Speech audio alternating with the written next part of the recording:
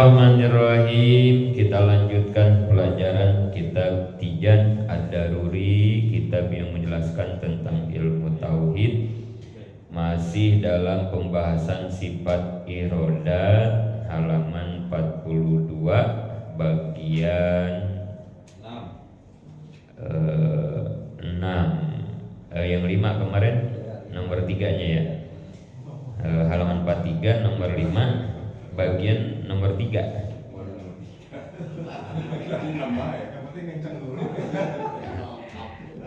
Nomor 5 bagian 3 itu ya. Masih dalam pembahasan sifat irodat atau kehendak Allah beda dengan perintah gitu ya. Sifat irodat adalah sifat yang wajib di Allah. Artinya Allah maha berkehendak atau berkeinginan gitu ya. Tapi ada kehendak, ada perintah gitu. Ada kehendak Allah, ada perintah Allah gitu ya. Kita juga sama ya. Ada kepengenan kita, ada emang ini mah tugas saja, perintah gitu. Beda gitu ya. Nah kemarin dibagi 4 ya. Ada diperintah, ada dikehendaki. Seperti imannya Abu Bakar itu ya. Abu Bakar itu beriman. Dah iman Abu Bakar itu ya dikehendaki Allah, ya diperintah Allah, ya dikehendaki Allah gitu ya. Allah memang memerintah kita semua beriman, semua manusia ya, semua manusia harus beriman ya. Ya ayyuhan nasu budu rabbakumul ladzi khalaqakum walladzina min qablikum la'allakum tattaqun. Jadi perintah beriman maka memang perintah kewajiban. Kemudian Allah memang berkehendak, emang pengen, emang mau. Emang Allah pengen Abu Bakar itu jadi orang yang beriman. Kayak gitu ya. Kemarin kalau kita contohin ini ngaji nih, ini ngaji perintah Allah bukan?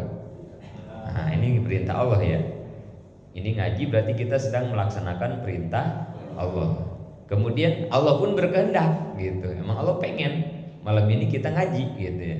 Kita bisa ngaji nih sekarang gitu ya. Berarti ini ngaji kita ada di bawah perintah dan kehendak. Nah gitu kayak begitu men. Yang kedua kemarin diperintah tapi tidak dikehendaki, seperti imannya Abu Jahal gitu ya. Abu Jahal iman apa kafir? Kafir sampai mati Abu Jahal ya. Salah satu musuh besarnya kangjeng Nabi Abu Jahal ya. Padahal iman itu diperintah, padahal kan begitu ya pada dasarnya. Tapi Allah nggak pengen. Nah ini repot ini.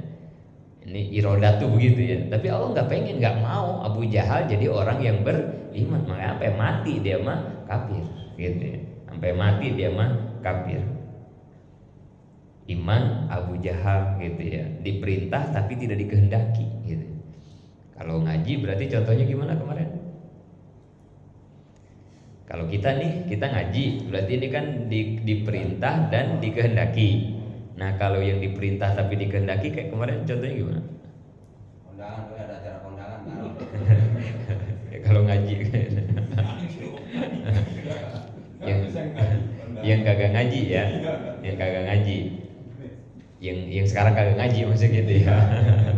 Yang sekarang nggak ngaji, padahal ngaji itu diperintah, tapi kan nggak ngaji, itu yang kagak ngaji ya. Kalau emang ada uzur sara ya ada halangan, alhamdulillah ya. Tapi kalau nggak ngajinya, nggak ada uzur sara ya, nggak ada halangan sara, itu kita khawatir hidup kayak begitu ya. Kita nggak mau hidup itu. Padahal ini perintah Allah, tapi Allah nggak pengen kita melakukan perintahnya. Naudzubillah gitu ya. Naudzubillah gitu ya. Makanya, ya yang paling kita harus minta ke Allah itu kan 2, hidayah dan taufik gitu ya. Karena itu yang mahal gitu ya, hidayah dan taufik. Sekuat apapun keinginan kita, pengen kita, tapi kalau Allah nggak ngasih hidayah sama taufik, nggak bisa. Ya. Wabillahi taufik wal hidayah kan itu ya. Hanya dengan taufik dan hidayah kita bisa melakukan semua tugas-tugas ibadah perintah Allah. Itu yang mahal. Anak kita nasehatin kayak apa juga, kalau Allah nggak ngasih hidayah nggak bisa. Kayak paman Kangjeng Nabi ya, Abu Thalib, begitu ngebelanya ke Nabi, tapi sampai meninggal nggak beriman ya pamannya. Sampai Nabi nggak berhenti ngedoa minta, sampai ditegur di Quran sama Allah, innaka la tahdi man ahbabta walakinnallaha yahdi may yasha. Muhammad, kamu nggak bisa ngasih hidayah sama orang yang kamu cintai, karena hidayah mutlak milik aku, kata Allah, dan hanya akan aku berikan kepada orang yang aku kehendaki saja. Jangan abong-abong kamu manusia termulia, doanya paling mustajab, tiba-tiba ngedoa paman kamu supaya dapat hidayah, terus harus aku kasih. Enggak, kata Allah. Urusan hidayah mentar dulu, nggak bisa. Kalau yang lain-lain oke gitu ya. Nabi minta apa nggak nih, kagak dikasih sama Allah ya. Tapi urusan iman mah nggak bisa, urusan hidayah maksudnya gitu ya. Urusan hidayah mah nggak bisa Muhammad. Sampai begitu ya. Ini mahalnya hidayah dan taufik. Ya kembali lagi ya, kita akidah ahli sunnah meyakini ada syariat dan hakikat kan begitu ya. Ya udah, kalau nggak diobatin ke situ berat jadinya, kita dongkol kan gitu, jadi gondok gitu ya. Ngajak ngaji sampai bubusah, ngajak ngaji kagak ngaji ya, emang kita nggak bisa ngasih hidayah kan begitu ya. Ini kita bisa ngajaknya doang gitu ya. Dia mau ngikut mau kagak, mau ngaji mau kagak, udah itu.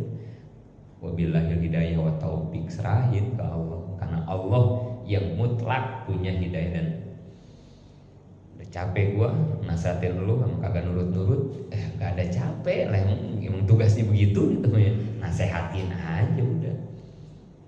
Jangan pernah menuntut hasil dari apa yang kita lakukan.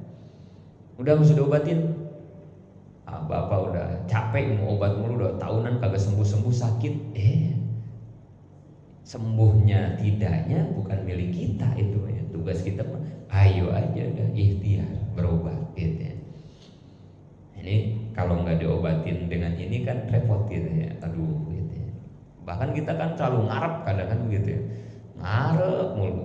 Yang parahnya lagi kita mah selain ngarep bersandar kan gitu ya. Ke makhluk kayak begitu kan gitu ya. Jadi sampai di hikam kan dikatakan ya, awas jangan suka bersandar kepada amal kan begitu dalam tasawufnya ya. Hati-hati, jangan merasa udah ahli tahajud, ahli duha sehingga merasa nyaman dengan ibadah, udah ahli pengajian, udah ahli berjamaah. Wah udah ini mah kayaknya hidup udah bakal lempeng-lempeng aja gitu ya. Awas, amalmu bukan untuk itu, gitu kata Allah. Amal mah amal aja kamu. Urusan yang lain itu makan beda lagi.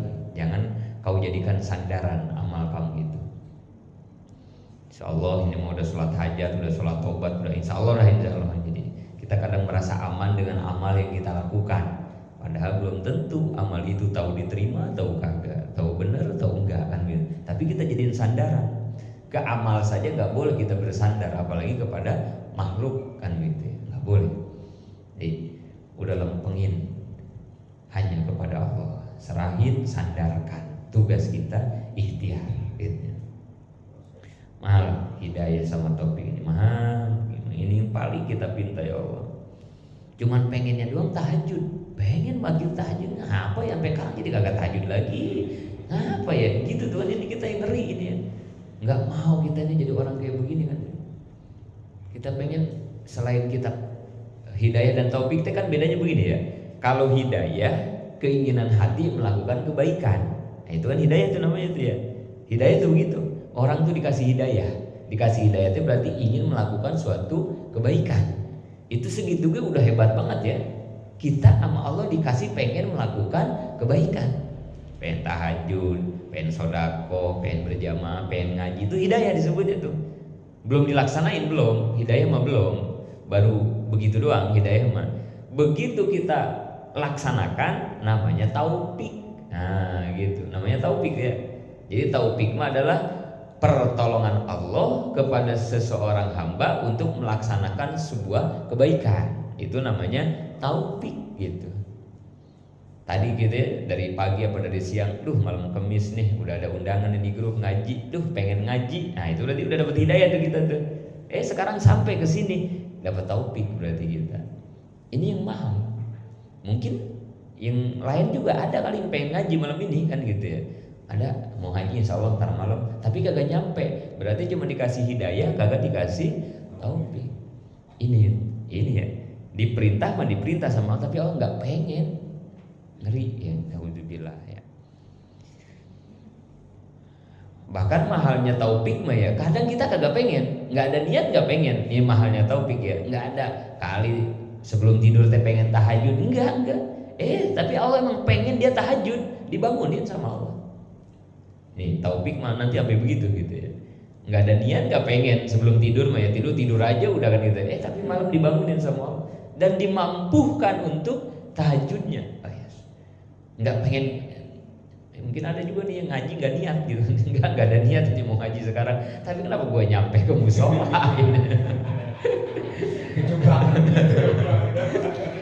Tadi apa mau ke warung apa kemana gitu ya, jadi ngedenger mau ngaji mampir ya. Itu taufik tuh sampai bisa begitu ya, taufik tuh. Kadang kita nggak ada niat, tapi Allah memang menuntun langkah kita untuk udah kamu itu harus berbuat baik. Ya ini mahal taufik itu ya.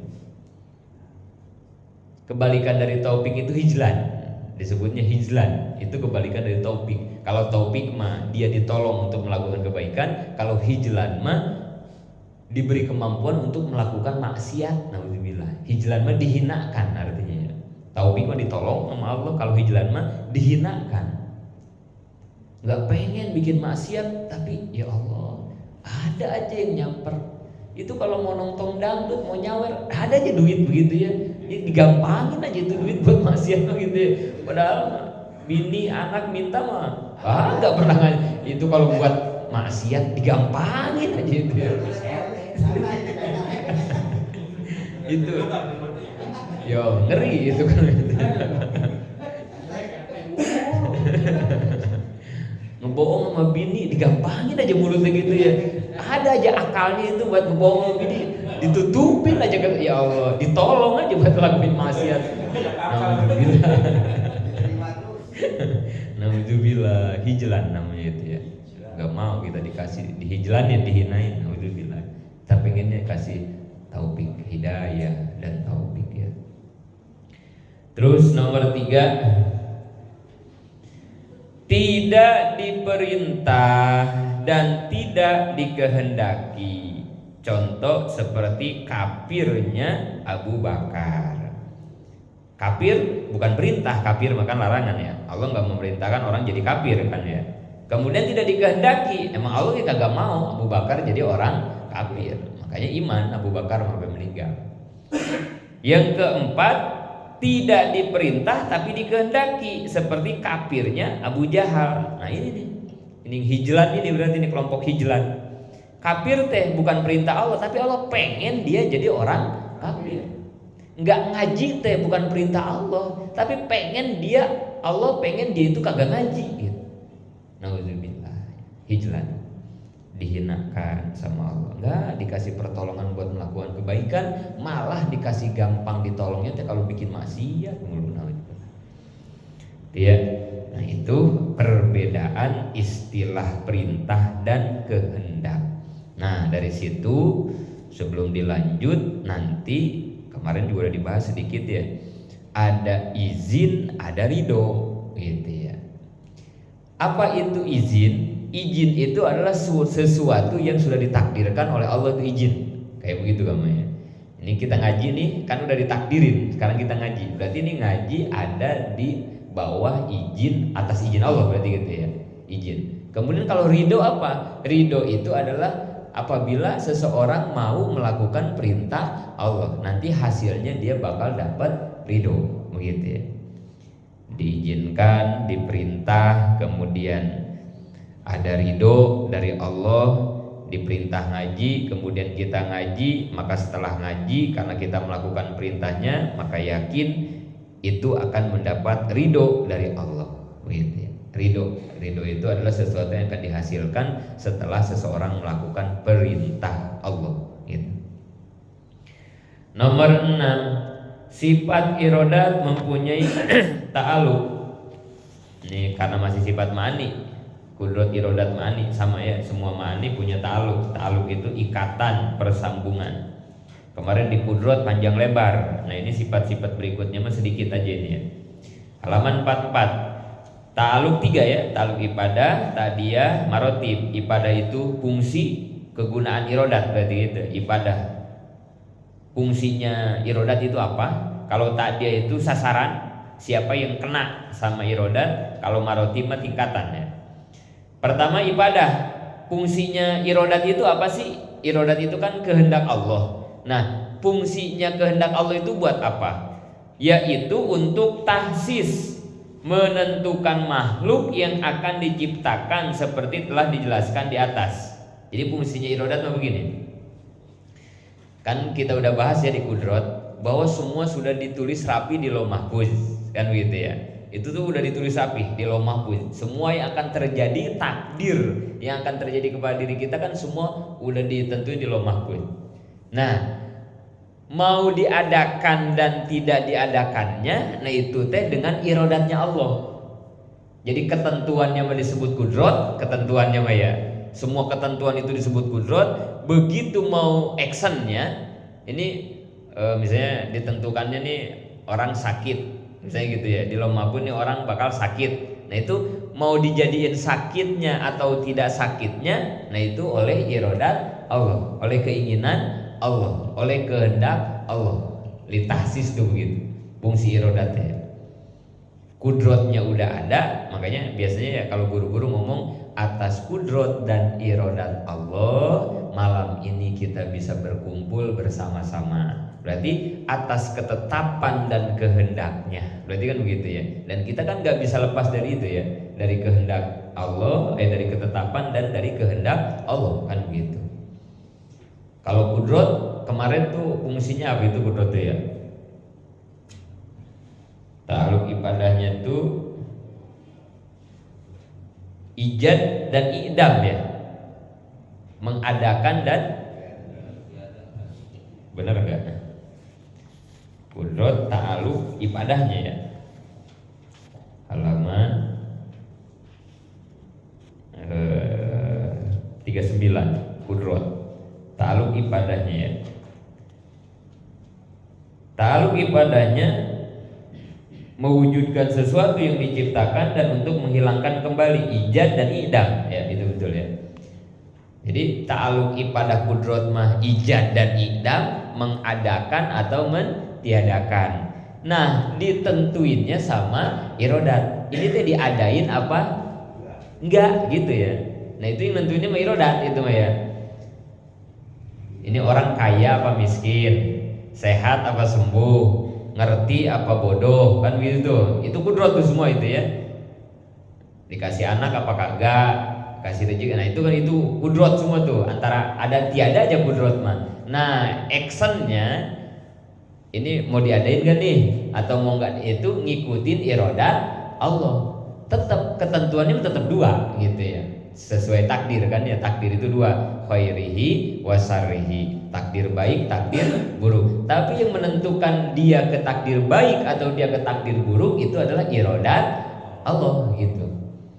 Ini pelan-pelan ya, pelan-pelan sambil direnungi supaya jadi nempel nanti dalam keseharian kita.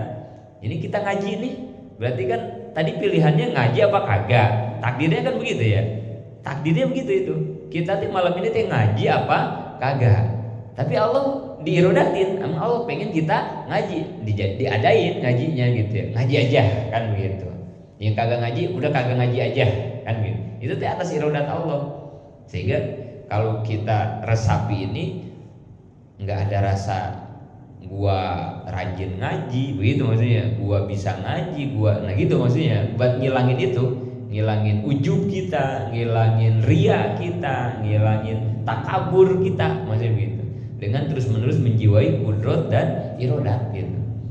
Apa yang kita bisa, apa yang kita mampu tanpa kudrot dan irodat mampu.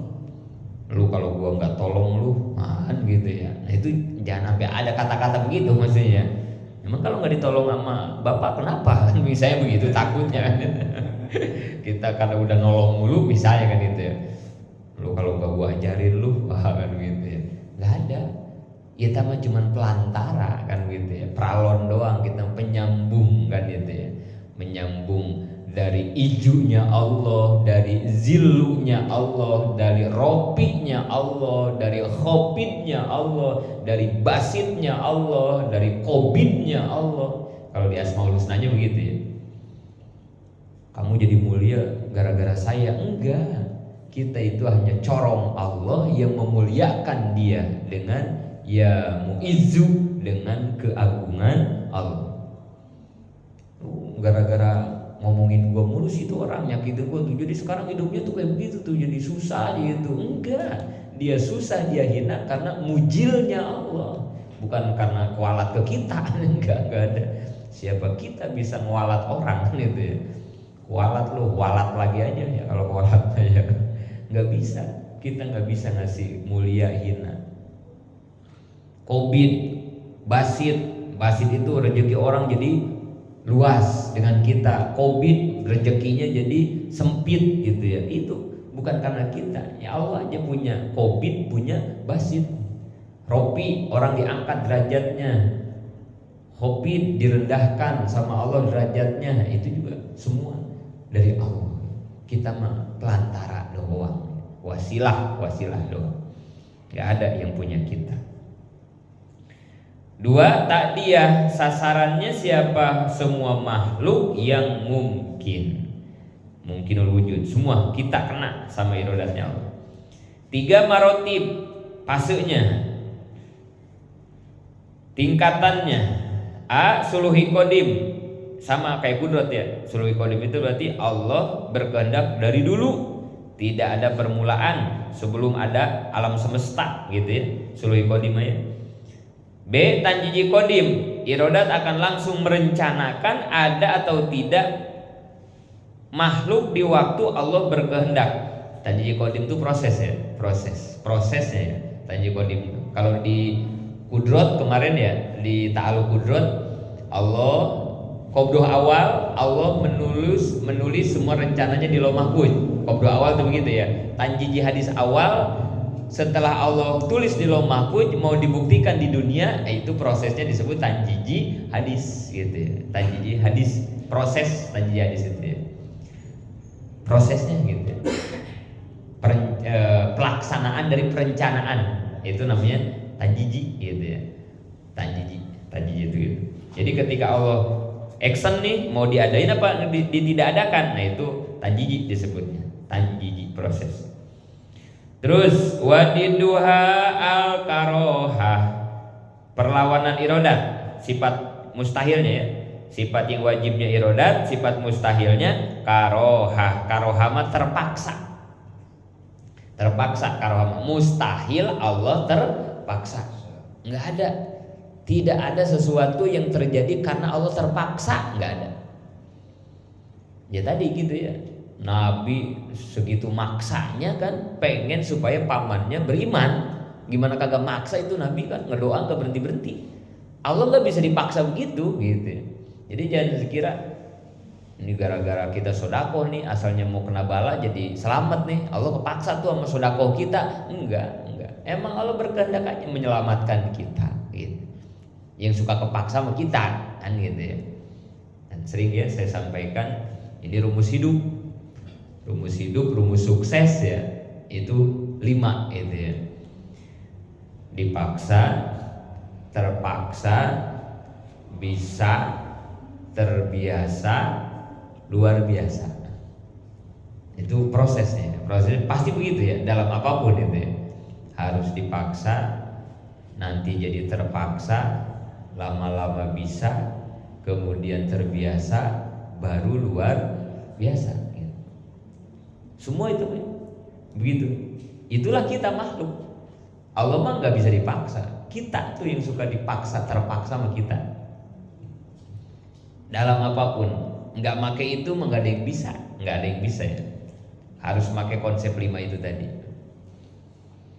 Ini kita ngaji sekarang ini kepaksa nggak?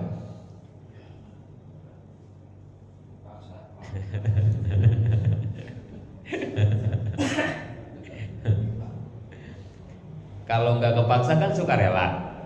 Ya, orang kalau nggak dipaksa kan sukarela kan itu ya. Sukarela. Amal mana yang sukarela kita? Bapak nyari duit, emang kepaksa nggak tuh nyari duit? Kerja nyari duit, nyari apa kepaksa nggak? Paksa.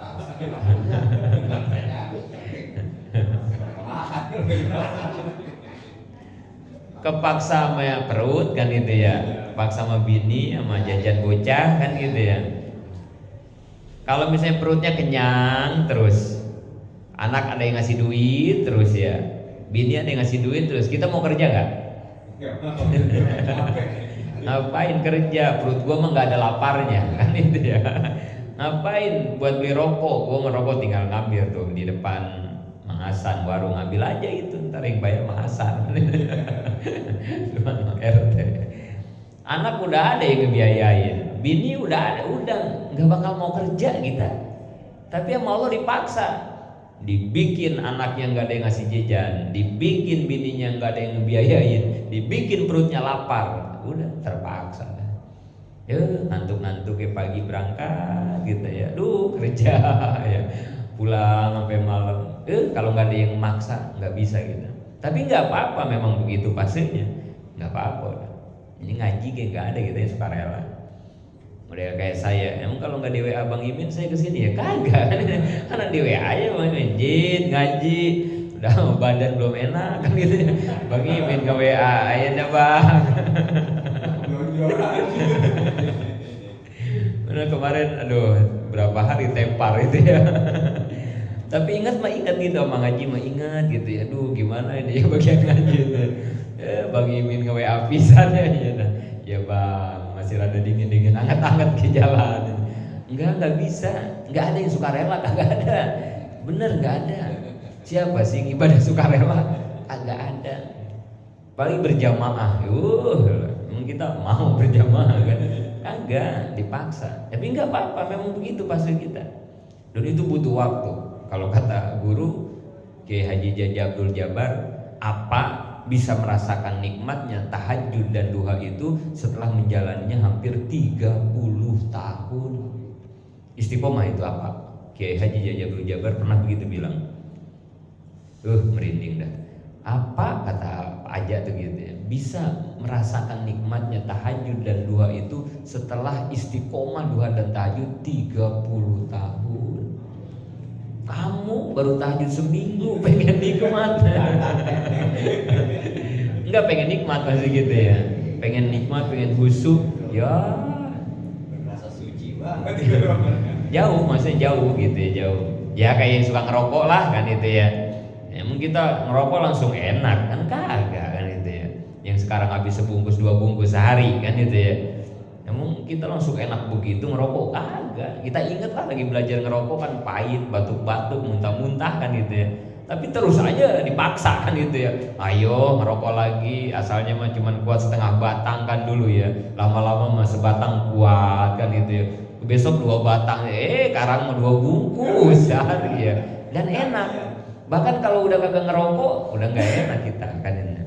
Tapi awalnya kan tetap ada proses dipaksa tadi ya. Udah dipaksa, nanti lama-lama bisa. Kalau udah bisa, terbiasa. Nih kita kayaknya mudah-mudahan sih udah bisa sih ini ya. Udah bisa ngaji maksudnya. Ini kita ngaji nih udah bukan terpaksa dah. Bisa dah ini mah ya. Udah bisa nih. Udah bisa ngaji kita ya. Baru bisa ya. Kita ini udah baru 2 nih kita lewatin. Dipaksa dan terpaksa. Sekarang udah bisa nih level kita ya. Kalau terbiasa mah nggak begini nggak. Beda bisa sama terbiasa mah kan. Bisa tahajud sama terbiasa tahajud beda. Bisa ngaji sama terbiasa ngaji beda. Bisa pakai sorban sama terbiasa pakai sorban beda. Kalau bisa mah ini kita lah bisa dah, ini semua kita bisa dah. Bisa kita nih di level bisa. Terbiasa mah insya Allah belum. Kayak kita mau pergi kemana-mana ketinggalan HP, gimana rasanya? Iya mau kemana-mana gitu, HP ketinggalan gitu ya. Itu rasanya gimana? Nggak betah aja gitu ya. Balik lagi dah gitu ya. Balik lagi ambil kan gitu. Itu berarti orang udah terbiasa kemana-mana bawa HP kan gitu ya. Jadi kalau kagak bawa HP nggak betah. ngenyontoin, ngebuktiin bisa sama terbiasa mah gitu aja. Bapak-bapak kalau kagak ngaji betah nggak? Enak nggak?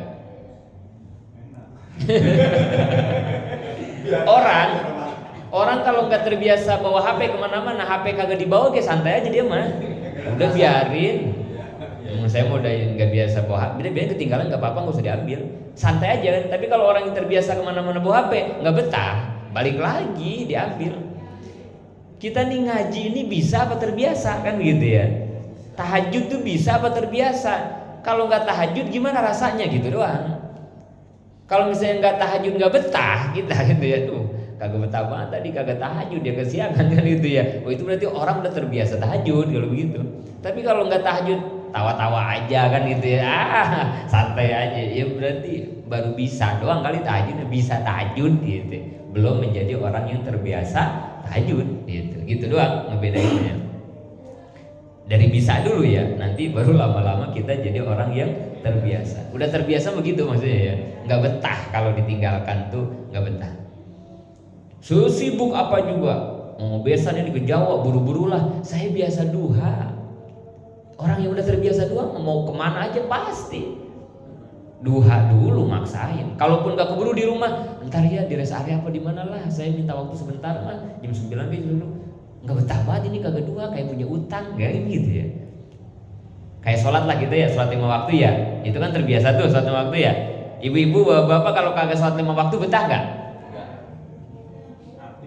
Nggak sholat 5 waktu ya, yang 5 waktu ini mah ya. Jangan duha, tahajud kejauhan ya. Kita sholat 5 waktu aja nih. Kalau kita kagak sholat 5 waktu betah nggak?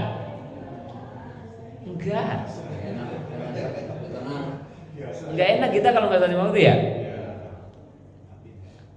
Ini jangan sampai di hatinya ada saya mau betah Ustaz, ini jangan ada yang gitu ini ya.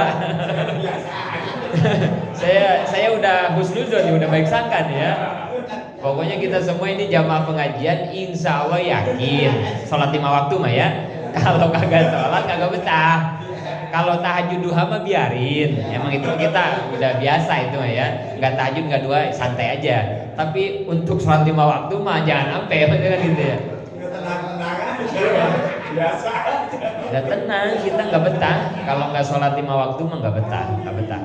Makanya biasanya kita kalau habis sholatnya bilang, duh enak ya, tenang kalau udah sholat mah gitu ya. Juga ada yang begitu ngomong, kalau udah beres sholat dia suka, duh enak kan, tenang ya kalau udah sholat mah gitu.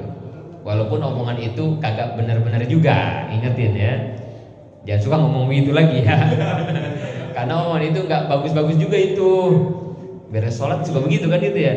Duh enak ya, tenang kan ya udah sholat itu ya, gitu jongjon gitu ya, tenang. Jangan ngomong gitu, itu nggak bagus-bagus juga itu ya. Karena yang tenang itu bukan habis sholat.